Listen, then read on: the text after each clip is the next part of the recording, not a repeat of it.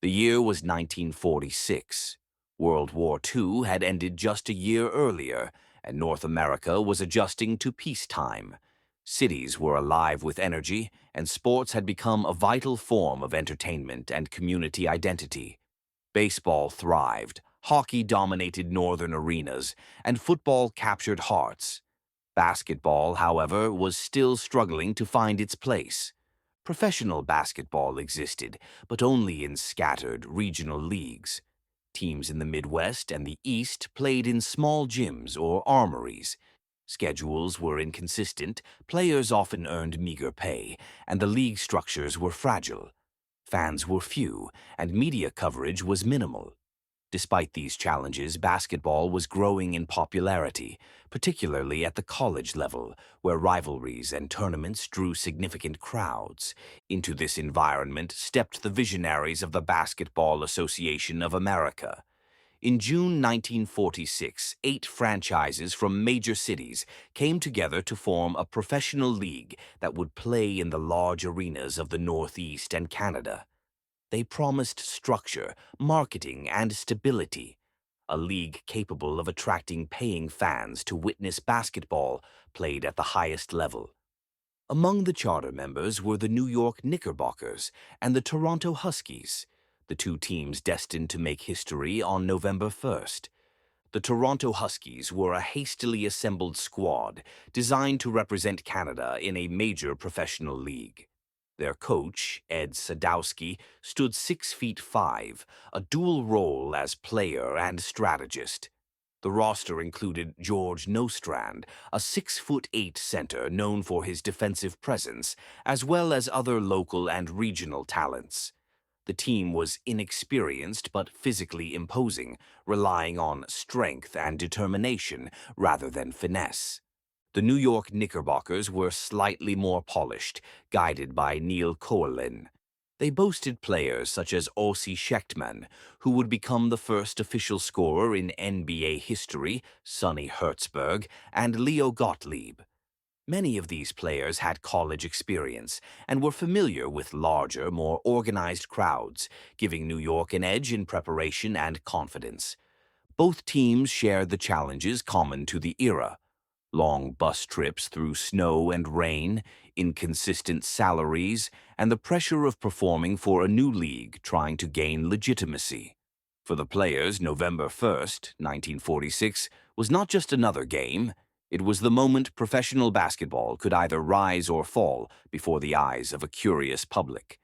Maple Leaf Gardens in Toronto was a cathedral of sport, primarily used for hockey. On the evening of November 1st, 1946, the arena opened its doors to an eager crowd of approximately 7,090 spectators. Some were passionate basketball fans. Many were drawn by novelty, intrigued by a free admission offer that allowed anyone taller than George Nostrand to attend without charge. The arena was abuzz with excitement. Vendors moved between the rows, selling programs and refreshments.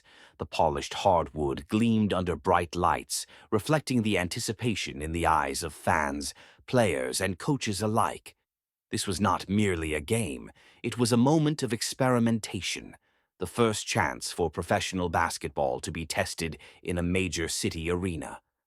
At center court, Nostrand faced off against Schechtman. The referee tossed the ball. In a single, decisive moment, basketball history was made.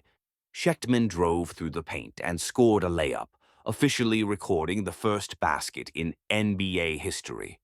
The game that unfolded was deliberate but intense. There was no three-point line, no shot clock, and players relied on structured set plays. The pace, while measured by modern standards, was energetic, with every possession carrying significance. Players in wool uniforms and canvas sneakers battled for every rebound, every loose ball, and every basket. Physicality was evident, but skill and strategy were already emerging as defining elements of professional basketball. The first half was a tug-of-war. The Huskies leaned on Ed Sadowski, who dominated near the basket with rebounds and post moves. Toronto tried to counter New York's quick passing and sharp shooting. Aussie Schechtman directed the Knickerbocker offense with intelligence, creating opportunities for teammates like Leo Gottlieb. By halftime, the score was 35-29 in favor of New York. The crowd, unaccustomed to professional basketball, watched intently, murmuring and applauding as momentum shifted from one team to the other. Each basket was celebrated, each turnover noted, and the fans understood that they were witnessing the birth of a new era in sports. The second half saw Toronto attempting a comeback. Nostrand battled inside, Sadowski continued his dominance, and the Huskies mounted pressure through fast breaks and aggressive defense.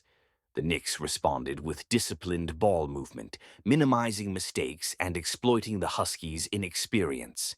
As the minutes ticked down, the tension rose. Every shot mattered, every rebound was critical, and the arena was electric with anticipation. The game was tight, competitive, and indicative of a league still finding its rhythm, a contest that would set the tone for professional basketball in North America. In the final moments, the score remained precariously close. Toronto pressed to tie the game, while New York focused on control and precision. Schechtman and Hertzberg executed plays with clarity, converting crucial baskets. The Huskies' efforts were valiant, but a few turnovers proved decisive. When the final buzzer sounded, the scoreboard displayed New York Knickerbockers 68, Toronto Huskies 66, a 2-point margin. The Knicks had won the first official NBA game, but the result mattered less than the fact that the game had been played, witnessed, and recorded for history.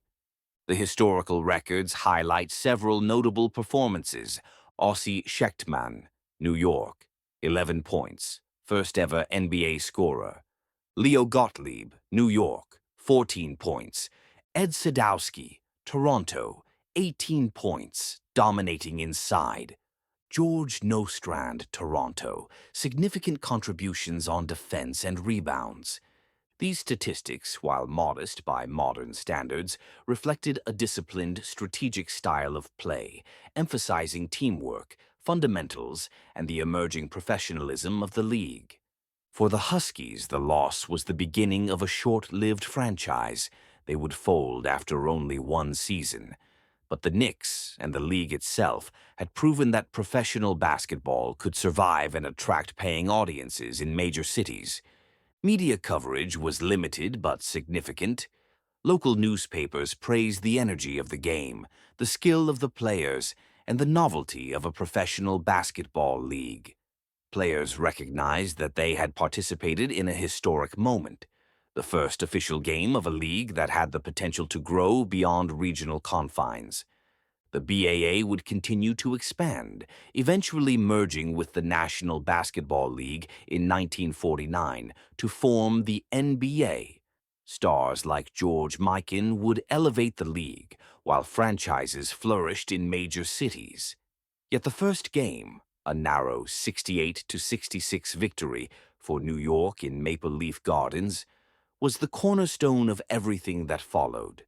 Every dribble, every shot, and every cheer from that night is embedded in basketball history. The Huskies may have vanished, but their role in shaping the future of the NBA is undeniable. Schechtman's first basket, Sadowski's interior dominance, and the fans' excitement in Toronto serve as the foundation of a sport that would captivate millions worldwide. Decades later, historians and enthusiasts revisit the first game to appreciate its significance. Photographs, box scores, and personal accounts illuminate a night when professional basketball took its first official steps. The game demonstrated that basketball could thrive as a professional sport with organized teams, paying fans, and compelling competition. The first NBA game was not merely a contest, it was a declaration that professional basketball had arrived, ready to evolve, expand, and inspire future generations.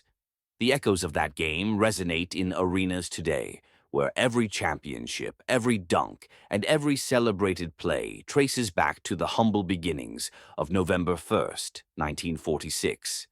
On that night in Toronto, the sound of a bouncing ball marked the birth of professional basketball as we know it. A sport that once existed in small gyms and regional leagues had taken its first steps on a grand stage. The New York Knickerbockers and Toronto Huskies had made history, a history that would grow into the global phenomenon of the modern NBA. That evening, professional basketball found its identity, its audience, and its promise. The first game, played in a cold Canadian arena to a crowd of just over 7,000, would become the foundation of a sport that millions would love decades into the future.